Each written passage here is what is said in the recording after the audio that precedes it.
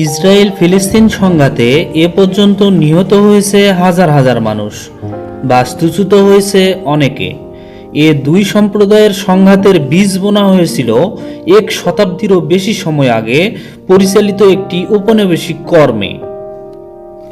Balfour ঘোষণা 100 বছরেরও বেশি সময় আগে 1917 সালের 2 নভেম্বর ব্রিটেনের তৎকালীন পররাষ্ট্র সচিব আর্থার বেলফোর ব্রিটিশ ইহুদি সম্প্রদায়ের একজন সদস্য লিওনেল ওয়াল্টার রথচাইল্ড সম্বোধন করে একটি চিঠি লিখেছিলেন।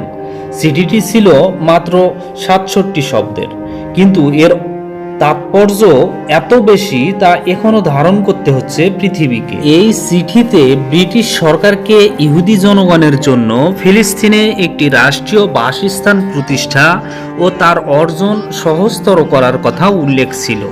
তার এই চিঠিটি বেলফোর ঘোষণা নামে পরিচিত। সে সময় ফিলিস্তিনে আরব স্থানীয় জনসংখ্যা ছিল 90%-এরও বেশি। ফিলিস্তিনিদের রাষ্ট্র গঠনের লক্ষ্যে একটি ব্রিটিশ আদেশপত্র অথবা ম্যান্ডেট 1923 সালে তৈরি করা হয়েছিল, স্থায়ী হয়েছিল 1948 সাল পর্যন্ত। এ সময় ইহুদি অভিবাসনকে ব্যাপকভাবে সহায়তা করেছিল ব্রিটিশরা। ইউরোপে নৎসিবাদের অত্যাচার থেকে পালাতেও অনেকে ফিলিস্তিনে আশ্রয় নিয়েছিল। 1930-এর দশকে যা ঘটেছিল, ক্রমবর্ধমান উত্তেজনা আরব বিদ্রোহের সূচনা করেছিল। স্থায়ী হয়েছিল 1936 থেকে 1939 সাল পর্যন্ত। 1936 সালের এপ্রিলে নবগঠিত আরব জাতীয় কমিটি ফিলিস্তিনিদের ব্রিটিশ উপনিবেশবাদ ও ক্রমবর্ধমান ইহুদি অভিবাসনের প্রতিবাদে ট্যাক্স প্রদান করা বন্ধ ও ইহুদি পণ্য বয়কটের মাধ্যমে একটি সাধারণ ধর্মঘট শুরু করার আহ্বান জানায়। এ ধরনের ধর্মঘট 6 মাস স্থায়ী হয়েছিল, তবে নির্মমভাবে দমন করা হয়েছিল ব্রিটিশদের দ্বারা। গণগ্রেপ্তার অভিযান থেকে শুরু করে বাড়িঘর ধ্বংস করা হয়েছিল। বিদ্রোহের দ্বিতীয় পর্ব শুরু হয়েছিল 1937 সালের শেষের দিকে। ব্রিটিশ বাহিনী ও উপনিবেশবাদকে লক্ষ্য করে এই আন্দোলনের নেতৃত্ব ছিল ফিলিস্তিনি কৃষক। 1939 সালের দ্বিতীয়ার্ধে ব্রিটেন ফিলিস্তিনের 30,000 সৈন্য সংগ্রহ করেছিল। সে সময় ফিলিস্তিনের গ্রামগুলোতে বিমান বোমাবর্ষণ, কারফিউ জারি করা, বাড়িঘর ভেঙে দেওয়া অব্যাহত ছিল। ব্রিটিশরা ইহুদি বসতি স্থাপনকারী সম্প্রদায়ের সঙ্গে সহযোগিতা করে সশস্ত্র দলও গঠন করেছিল। সে সময় ব্রিটিশ নেতৃত্বাধীন ইহুদি যোদ্ধাদের নিয়ে একটি বিদ্রোহ দমন বাহিনী গঠন করেছিল, যার নাম ছিল স্পেশাল নাইট স্কোয়াড। বিদ্রোহের সেই 3 বছরের মধ্যে 5,000 ফিলিস্তিনি নিহত হয়েছিল। আহতের সংখ্যা ছিল প্রায় 15 থেকে 20,000। বন্দী করা হয়েছিল 5,600 ফিলিস্তিনিকে। জাতিসংঘের বিভাজনের পরিকল্পনা কি ছিল? 1947 সালের মধ্যে ফিলিস্তিনে ইহুদি জনসংখ্যা 33%-এ পৌঁছে। সে সময় তারা 6% জমির মালিক ছিল। ফিলিস্তিনিকে আরব ও ইহুদি রাষ্ট্রে বিভক্ত করতে জাতিসংঘে 181 প্রস্তাব গৃহীত হয়। ফিলিস্তিনিরা এই প্রস্তাব প্রত্যাখ্যান করেছিল সে সময়, কারণ প্রস্তাবটিতে ফিলিস্তিনের প্রায় 56% ইহুদিদের জন্য বরাদ্দ ছিল, যার মধ্যে বেশিরভাগ উর্বর উপকূলীয় অঞ্চল অন্তর্ভুক্ত ছিল। সে সময় দেশটির 94%-এর মালিক ছিল ফিলিস্তিনিরা, আর জনসংখ্যা ছিল 67%। 1948 সালের নকবা অথবা ফিলিস্তিনের জাতিগত নির্মূল।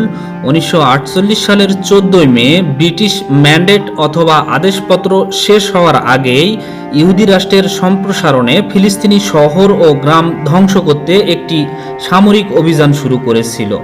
1948 সালের এপ্রিলে জেরুজালেমের উপকণ্ঠে দেইর ইয়াসিন গ্রামে 100 জনেরও বেশি ফিলিস্তিনি পুরুষ, নারী ও শিশুকে হত্যা করা হয়েছিল।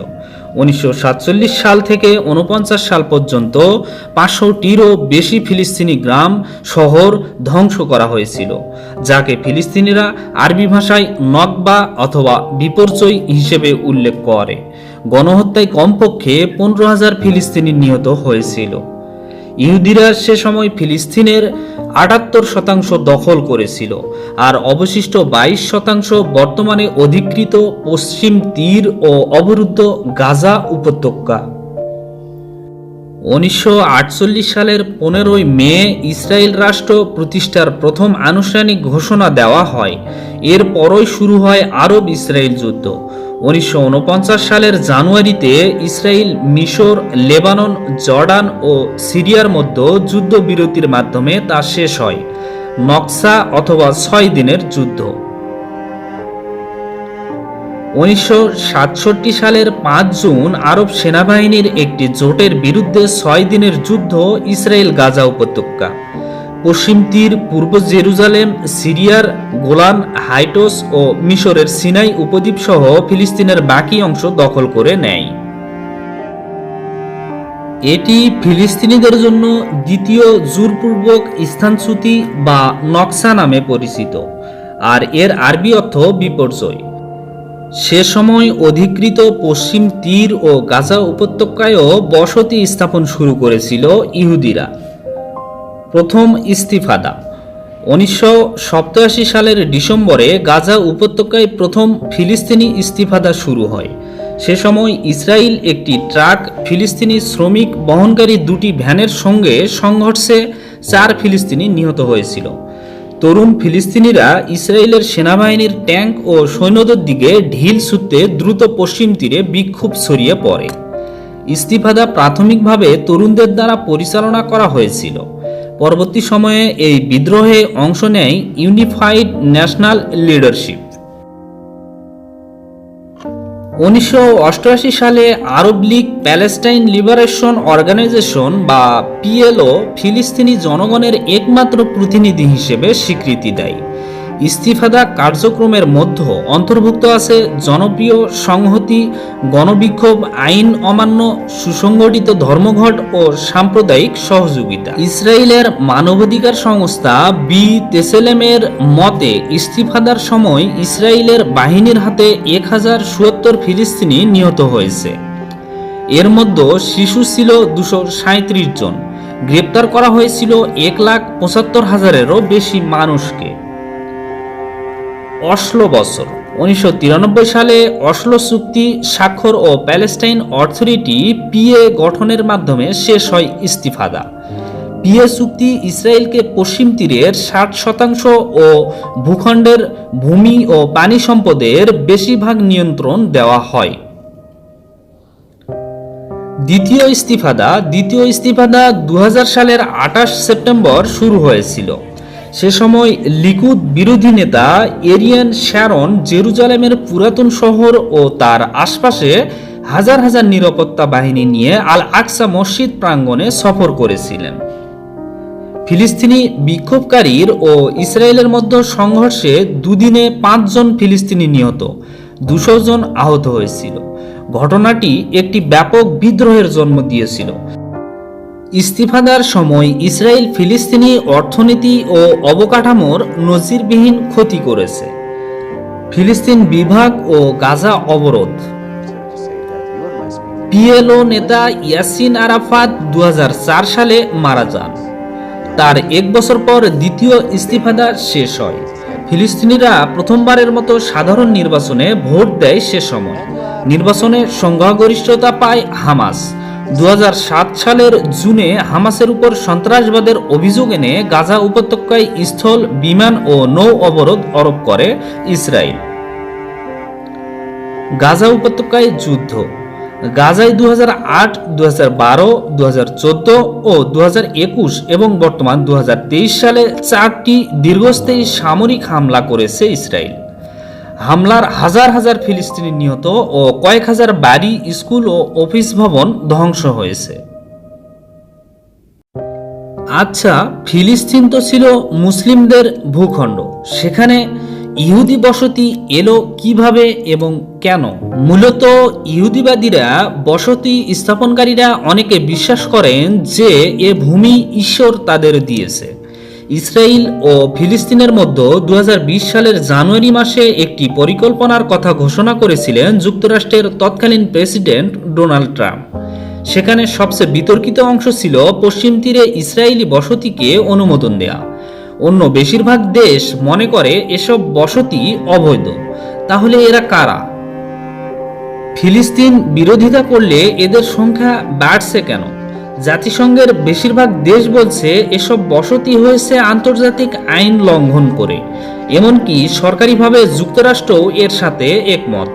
কিন্তু গত নভেম্বর মিস্টার ট্রাম্প ঘোষণা দেন ইসরায়েলি বসতিতে তিনি আর আন্তর্জাতিক আইনের লঙ্ঘন মনে করেন না। তবে ট্রাম্পের পরিকল্পনা প্রত্যাখ্যান করেছে ফিলিস্তিনিরা। কিন্তু অবৈধ হোক আর না হোক, বসতি আছে ও বাড়ছে। এখানে দেখা যাচ্ছে 1967 সালের যুদ্ধের সময় সেখানকার চিত্র কেমন ছিল। ইসরায়েলের অংশ নীল ও পশ্চিম তীর হলুদ। ফিলিস্তিনিরা পশ্চিম তীরকে তাদের ভবিষ্যৎ রাষ্ট্রের অংশ মনে করে, কিন্তু ইসরায়েল যুদ্ধের পর থেকেই সেখানে বসতি বাড়াচ্ছে। 70, 80 ও 90-এর দশকে বহু বসতি স্থাপন করেছে ইসরায়েল। গত 20 বছরে তাদের জনসংখ্যাও দ্বিগুণ হয়েছে। সেখানে পানি ও বিদ্যুৎ সেবা দিচ্ছে ইসরায়েল। তাদের সুরক্ষা দেয় ইসরায়েলি সেনারা।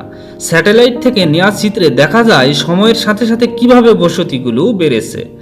2004 সালে গিভাট সাইব বসতিতে 10,000-এর মতো মানুষ ছিল, আর এখন আছে 17,000। এখন পশ্চিম দিকে আরও বাড়ছে নতুন বাড়ি, উপাসনালয় ও শপিং সেন্টার। বসতিগুলো নানা আকারের। কিছু আছে সেখানে কয়েকশো মানুষ বাস করে। সবচেয়ে বড়গুলোর একটিতে 73,080 জন বাস করে। গত 15 বছরে তাদের সংখ্যা 3 গুণ হয়েছে। ট্রাম্পের নতুন পরিকল্পনার অংশ হিসেবে আগামী 4 বছর আর কোনো বসতি হওয়া উচিত নয়। তবে নতুন স্থাপনা না হলেও সেটালদের সংখ্যা বাড়ছেই উচ্চ জন্মহারের কারণে। গড়ে ইসরায়েলি নারীদের এখন 17টির বেশি সন্তান। এমনিতেই ইসরায়েলে জন্মহার 3.1, আর দখলকৃত এলাকা বসতিগুলোতে সেটি আরও বেশি। অন্যদিকে ফিলিস্তিনিদের মধ্যে জন্মহার অনেক কম। এর প্রভাব পড়বে মোট জনসংখ্যাতেও। সেখানে বসতি করা হচ্ছে, সেটিকে ফিলিস্তিনিরা তাদের ভবিষ্যৎ রাষ্ট্রের অংশ মনে করে। তারা মনে করে বসতিগুলো সরাতে হবে তাদের রাষ্ট্রের জন্য। ইসরায়েলিরা পশ্চিম তীরে কেন বসতি করতে চায়? কিছু লোক এসব বসতিতে গেছেন অধিকতর সরকারি সুবিধা পাওয়ার আশায়, কারণ সেখানে ঘরবাড়ি বানানোর খরচ খুব কম। নানা সুবিধার কারণে সেখানকার জীবনমান উন্নত। আর কিছু মানুষ গেছেন কঠোর ধর্ম বিশ্বাসের কারণে। তারা মনে করেন ঈশ্বর এ জায়গা তাদের জন্যই দিয়েছেন। তবে এক তৃতীয়াংশ সেখানকার অতিমাত্রার রক্ষণশীল, তাদের সংসার বড় ও কিছুটা দরিদ্র। আর কিছু আছেন যারা মনে করে ইহুদিদের প্রাচীন ভূমি হওয়ার কারণে সেখানে তাদের বাস করার অধিকার রয়েছে। দুই জাতি সমাধান কারা চায়? এ ভূমিতে ভাগ করে দুটি স্বাধীন রাষ্ট্রের সমর্থন ক্রমশ বাড়ছে। 2006 সালে ফিলিস্তিনিদের 71 ভাগ আর ইসরায়েলিদের 68 ভাগ এর সামর্থ্য ছিল। 18 সালে এ সংখ্যা যথাক্রমে 44 ও 55। অন্যদিকে ইসরায়েল ও ফিলিস্তিনিদের এক করার পক্ষে 36 ভাগ ফিলিস্তিনি ও 19 ভাগ ইসরায়েলি ইহুদি ও 56 ভাগ ইসরায়েলি আরব। খারাপ খবর হলো দুই জাতিতত্ত্বের সমর্থন তরুণদের মধ্যে বেশি কমেছে।